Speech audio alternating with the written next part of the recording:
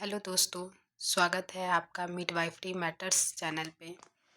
आज हम लोग बात करने वाले हैं ओपीडी, मिडवाइफरी ओपीडी के बारे में कि कैसे नर्स प्रैक्टिशनर इन मिडवाइफरी एनपीएम जो होती है वो कैसे ओपीडी में बैठ बैठ के वो क्या क्या किन किन बातों का ध्यान रखती है। मदर का जो भी मदर आ रही है विज़िट के लिए, तो उनसे फर्स्ट एंटीनेंटल विजिट में वो किन किन बातों का ध्यान रख करके मदर का चेकअप करती हैं, वो सारी बातों के बारे में डिस्कशन होंगे। उनके फिजिकल एग्जामिनेशन, क्या क्या इन्वेस्टिगेशन उनको एडवाइस करती है, किन किन बातों पे काउंसलिंग करती है, कौन सी ब्लड टेस्ट तो वो एडवाइस कर सकती हैं। तो ये सारे बातों के बारे में हम लोग डिस्कस करेंगे। तो हम लोग चलिए देखते हैं। सबसे पहले मिडवाइफरी जो रहती है वो एंटीनेंटल ओपीडी में क्या करती है जैसे ही मदर आती है। देखते हैं। Greet and introduce yourself. तो जैसा भी जानते हैं, जैसे ही कोई मदर आती है ओपीडी में तो सबसे पहला जो काम है वो है इंट्रोड्यूस करने का, अपने आप को इंट्रोड्यूस करने का कि मैं एनपीएम हूँ।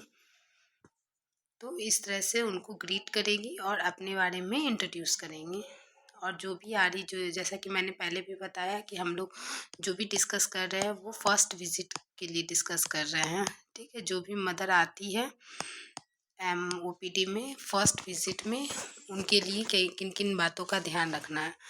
तो सबसे पहला जो हिस्ट्री कलेक्शन हम लोग पार्ट है, जो सबसे पहले हम लोग हिस्ट्री कलेक्ट करेंगे, उसमें पहला है GPAL।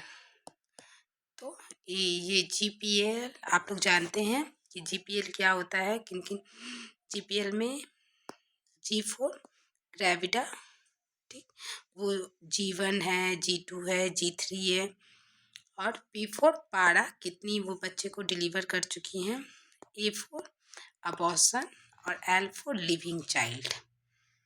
तो एक एग्जांपल में जैसे हम लोग बात करें, G1 है मदर, मतलब फर्स्ट टाइम वो प्रेग्नेंट हुई है, उनको पहले से कोई भी बेबी नहीं है, ठीक है, अबॉर्शन उनका नहीं हुआ, ना ही कोई उसके पास लिविंग चाइल्ड है। ठीक है, तो ये है फर्स्ट, जो कि मदर फर्स्ट टाइम प्रेग्नेंट हुई है, आई है। और उसका फिर हम लोग LMP डेट और ETD डेट निकालते हैं कि LMP डेट क्या है, लास्ट मेंस्ट्रुएशन पीरियड, जो डेट है उस डेट को मेंशन करते हैं, और उसके बाद उससे 9 मंथ प्लस 7 डेज काउंट करके ETD निकालते हैं। ठीक, उसके बाद हम लोग बात करें मेंस्ट्रुएशन हिस्ट्री। उसका मेंस्ट्रुएशन हिस्ट्री क्या है, मेंस्ट्रुएशन हिस्ट्री में किन किन बातों का हम लोग को ध्यान रखना चाहिए। तो पहला है मेनार्की। वो उनको मेनार्की फर्स्ट मेंस्ट्रुएशन फ्लो उसका कौन से एज में हुआ था, इनका हिस्ट्री कलेक्ट करना, फ्लो देखना है, उनसे पूछना है कैसे होती है ब्लीडिंग, आपकी रेगुलर होती है, इरेगुलर होती है, ड्यूरेशन के बारे में बात करना है, कितनी दिन तक उनको ब्लीडिंग होती है। तो ये सारी बातें आप मेंस्ट्रुएशन हिस्ट्री में लिखिएगा। उसके बाद आता है कॉन्ट्रासेप्टिव हिस्ट्री। कॉन्ट्रासेप्टिव हिस्ट्री में उनसे पूछना है कि मदर कोई कॉन्ट्रासेप्टिव यूज़ की है, जैसे ऑरल पिल्स हो गया, कॉन्डम हो गया, तो ये उनसे बात करना है और पूछ के वो मेंशन करना है। दूसरा है ऑब्स्ट्रिक हिस्ट्री। ऑब्स्ट्रिक हिस्ट्री में तो अभी क्योंकि वो फर्स्ट टाइम प्रेग्नेंट हुई है, उनका कोई भी पहले से बेबी नहीं है। अगर ऐसी कोई मदर जिनका पहले से बेबी है तो उसमें मेंशन करना है कि वो पहले से उनका बेबी है, तो क्या बेबी है, कितने साल का है, क्या सेक्स है उसका। तो ये ऑलरेडी मैंने एक अपने वीडियो पे एक वीडियो इनके ऊपर भी बनाई हूँ कि ऑब्स्ट्रिक हिस्ट्री का कलेक्शन कैसे करना है।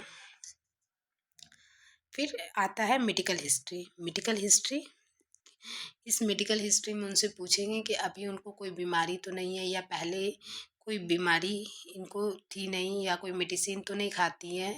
इस तरह से उनसे हिस्ट्री कलेक्ट करेंगे। उसके बाद आता है प्रीवियस सर्जरी इफ़ एनी। अगर पहले से कोई सर्जरी हुआ है तो इनको भी मेंशन करेंगे। उसके बाद आती है फैमिली हिस्ट्री। फैमिली हिस्ट्री में मैटरनल साइड से या पेरेंटल साइड से कोई उसके घर में बीमार है, हस्बैंड के बारे में लिखना है। तो कोई भी अगर उसके घर में किन्हीं को भी जैसे हाइपरटेंशन हो गया, डायबिटीज़ हो गया या कोई भी बीमारी अगर वो बताती है तो वो मेंशन करना है उनके कार्ड पे। उसके बाद है पर्सनल हिस्ट्री। पर्सनल हिस्ट्री में उससे उनकी लेनी है, ठीक है, बच्चे को लेकर के कैसा है, उनका स्टेटस है, कोई चीज़ से उनको एलर्जी तो नहीं है, तो ये सारे अंडर आते हैं आपके पर्सनल हिस्ट्री में। तो अभी तक ये था हिस्ट्री कलेक्शन।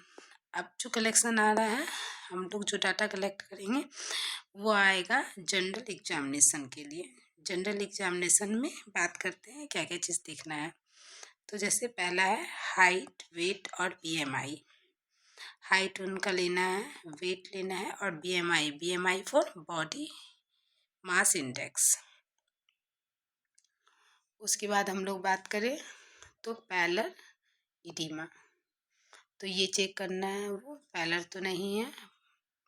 और इडीमा के बारे में, इडीमा चेक करना है, सूजन तो नहीं है कहीं, उनको बोलना है थोड़ा सा पैरों में कहीं सूजन तो नहीं है, ये चीज़ चेक करनी है। उसके बाद आता है वाइटल साइंस। वाइटल साइंस में आप देखिए पल्स, ब्लड प्रेशर और टेम्परेचर।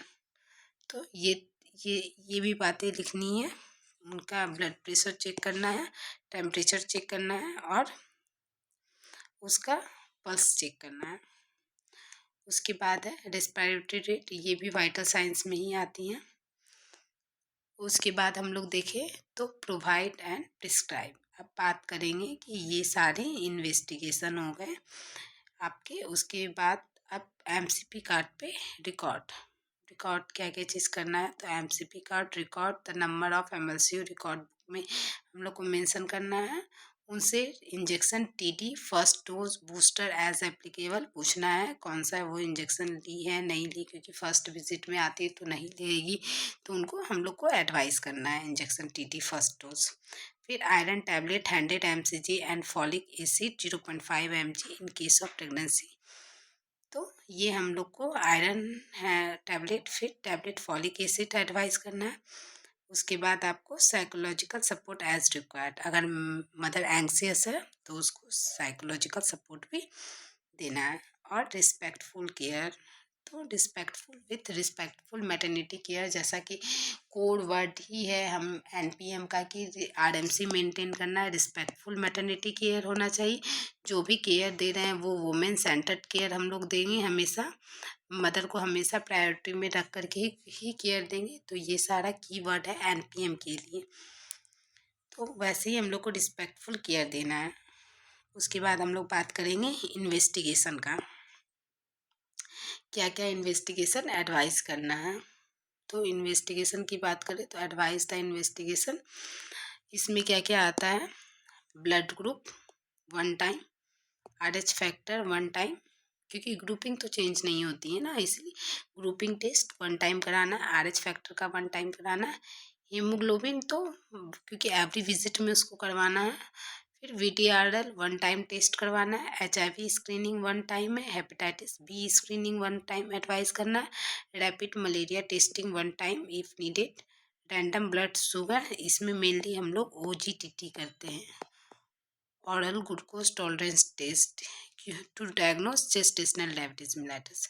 फिर यूरिन फॉर एल्बुमिन और शुगर, ये किस लिए करते हैं, प्री एक्लेम्सिया जानने के लिए, मदर तो नहीं है प्री एक्लेम्सिया। तो ये सारे क्या थे अभी तक के इन्वेस्टिगेशन थे कि क्या क्या इन्वेस्टिगेशन एडवाइस कर सकती है गॉड एनपीएम। अब आता है इसका काउंसलिंग पार्ट, कि स्पेशल जो मेन फोकस है काउंसलिंग पार्ट की, किन किन बातों का ध्यान रख करके मदर को एजुकेट करना है, एक्सप्लेन करना है। तो regarding the diet and nutrition, mother को एंटीनेंटल डाइट में क्या क्या चीज़ चाहिए, आपको हीमोग्लोबिन लेवल रिच हो, प्रोटीन रिच डाइट होगा, उसमें आपका जो वो सारे डाइट जिसमें आयरन रिच डाइट हो, तो ये एडवाइस करना है, न्यूट्रिशियस हो डाइट। उसके बाद डिस्कस करना है minor discomfort of pregnancy and normal pregnancy changes. तो जो भी माइनर डिस्कम्फर्ट होते हैं ड्यूरिंग द प्रेगनेंसी के टाइम में, जो नॉर्मल प्रेगनेंसी के टाइम में जो भी माइनर डिस्कम्फर्ट हो रहे हैं, इसके बारे में मदर को बताना है। उसके बाद लाइफ स्टाइल एंड एक्सरसाइज, जैसा कि मैंने पहले भी बोल दिया कि एंटीनेंटल एक्सरसाइज, इसके लिए इस पे मैंने एक अलग से वीडियो बनाई हुई है कि एंटीनेंटल में क्या क्या एक्सरसाइज करने की ज़रूरत है मदर को, फर्स्ट ट्राइमेस्टर में, सेकेंड ट्राइमेस्टर में, थर्ड ट्राइमेस्टर में। अगर आप इसके बारे में डिटेल जानना चाहते हैं तो आप मेरे उस वीडियो को भी देख सकते हैं। उसके बाद है डेंजर साइन के बारे में मदर को बताना है क्या क्या डेंजर साइन आ सकती है, and where to go in case of emergency arise. तो डेंजर साइन के बारे में मदर को बताना है कि और साथ ही साथ उनको ये भी बताना है कि अगर वैसा कुछ होता है प्रॉब्लम तो इमरजेंसी में कहाँ जाना है। फिर inform her about available GOI scheme such as Janani Suraksha Yojana and importance of supervised ANC। तो जितने भी GOI स्कीम निकली हुई है, जननी सुरक्षा योजना, जननी शिशु सुरक्षा योजना, प्रधानमंत्री है, तो जो भी गाइडलाइन चल रही हैं सब इनके बारे में मदर को एक्सप्लेन करना है।